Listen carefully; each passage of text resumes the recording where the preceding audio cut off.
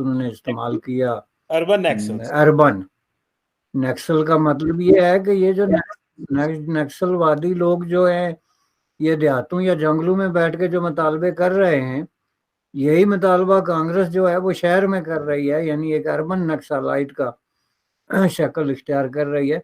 तो इस ये एक पॉलिटिकल स्टेटमेंट है और बड़ी रिफाइंड किस्म की स्टेटमेंट है। तो इस पे जो है ना वो हमारे जो लोग हैं, जिसमें अहमद मीर साहब भी शामिल है ना, कि उनका प्रॉब्लम ये है कि वो ऐसी चीज़ों को जो है वो हाईलाइट करते हैं, क्योंकि इस बुनियाद पे उनका ये जो आपने अभी जिक्र किया जो फेम है और उनकी जो रेटिंग है उसका भी ताल्लुक इस चीज़ से होता है। इंडिया के खिलाफ दुश्मनी का वो उस पे कायम है।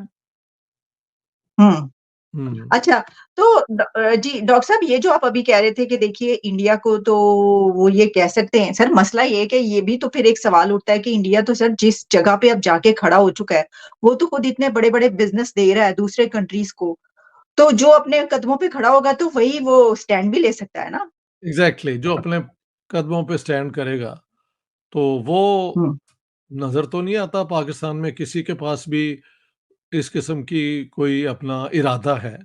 जय हिंद दोस्तों। भारत में चल रहे लोकसभा चुनाव में पीएम मोदी के दिए कुछ बयानों पर जब भारत में कुछ लोग हो हल्ला मचाते नज़र आते हैं, वहीं पाकिस्तान में जैसा कि होता रहता है एक अलग ही किस्म का प्रोपेगेंडा चल रहा है। हामिद मीर जैसे पत्रकार पीएम मोदी के दिए बयान अर्बन नक्सल को अरब नस्ल बता रहे हैं और बोल रहे हैं कि जो अरब पीएम मोदी को हार पहना रहे हैं, पीएम मोदी उनके बारे में ही बयान दे रहे हैं। ऐसा नहीं है कि हामिद मीर जैसे लोगों को नक्सल शब्द पता नहीं। दरअसल ये दर्शाता है कि हामिद मीर जैसे पत्रकार अपनी सेना और सरकार को खुश करने के लिए किस हद तक जा सकते हैं। पीएम मोदी के बयान को हामिद मीर ने मुसलमानों को अरब नस्ल कहकर अरबों से जोड़कर प्रोपेगेंडा करना शुरू कर दिया, जबकि सारी दुनिया जानती है कि पीएम मोदी ने क्या कहा। इसी का जवाब आया पाकिस्तानी प्रोफेसर हामिद बसानी की तरफ से। एक सवाल के जवाब में उन्होंने कहा कि हामिद मीर जैसे पत्रकार जो कि फ़ौज के तलवे चाटने को मशहूर है, भारत के खिलाफ नफरत फैलाने के लिए जाने जाते रहे हैं, उनसे और उम्मीद भी नहीं की जा सकती। उन्होंने कहा कि ये भी सच है कि भारतीय मुसलमान हो या पाकिस्तानी, वो अरबों से अपने को जोड़कर खुश होते हैं, जबकि ईरान मामले में हो रही किरकिरी से हामिद मीर जैसे पत्रकारों को बात करने में भी गुरेज है। आगे आप प्रोफेसर बसानी को सुने। आपसे गुजारिश है कि वीडियो को लाइक व शेयर करना ना भूलें।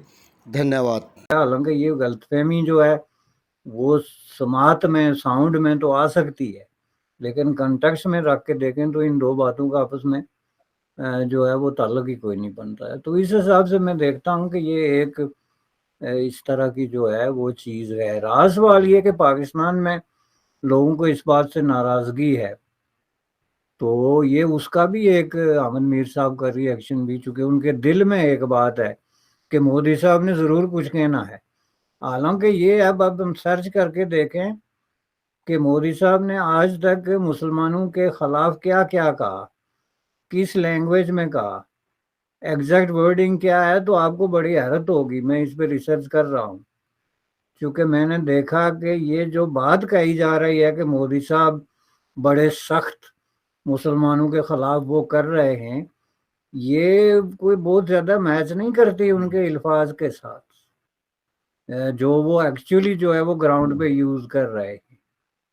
तो इस हिसाब से अगर देखा जाए तो उस पर बहुत ज़्यादा रिसर्च की ज़रूरत है। लेकिन ये जो गुस्सा है कि जी अरब दुनिया जो है वो हिंदुस्तान की दोस्त बन गई और हमें जो है वो डिच कर दिया, तो पहली बात ये है कि ये कोई पहला मौका नहीं है कि हिंदुस्तान और अरब एक दूसरे को जो है वो डिस्कवर कर रहे हैं। मैंने कई दफ़ा अर्ज़ किया कि बुनियादी तौर पे जो रिश्ते हैं बर्र सगीर के साथ अरब दुनिया के, वो रिश्ते जो हैं वो हिंदुस्तान के साथ हैं।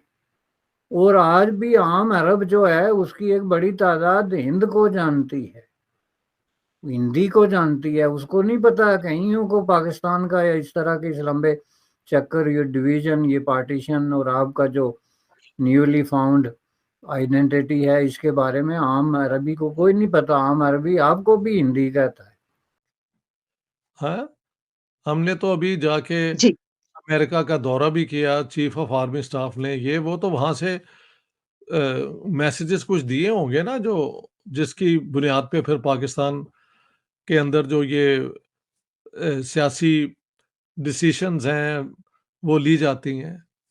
हाँ, ईरान को ज़रूरत है कि वो अपनी ट्रेड को किसी तरीके से किसी मुल्क के साथ आगे लेके जाए, लेकिन अमेरिका उसको रोकना चाहता है। क्या पाकिस्तान के अंदर वो हिम्मत है, गट्स हैं अमेरिका को अपोज़ करने के? Doesn't seem possible, but you never जी। नो।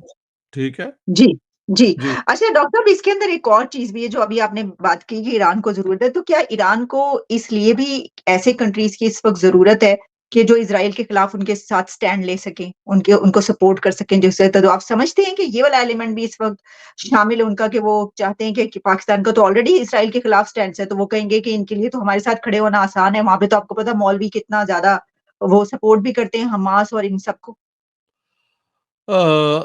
ईरानियों के तो यही होगा कि अगर पाकिस्तान के साथ ट्रेड भी हो जाती है तो उनकी एक डिप्लोमेटिक कम से कम सपोर्ट पाकिस्तान के तरफ से आनी शुरू हो जाएगी। देखें, पाकिस्तान का इज़राइल के साथ जो झगड़ा है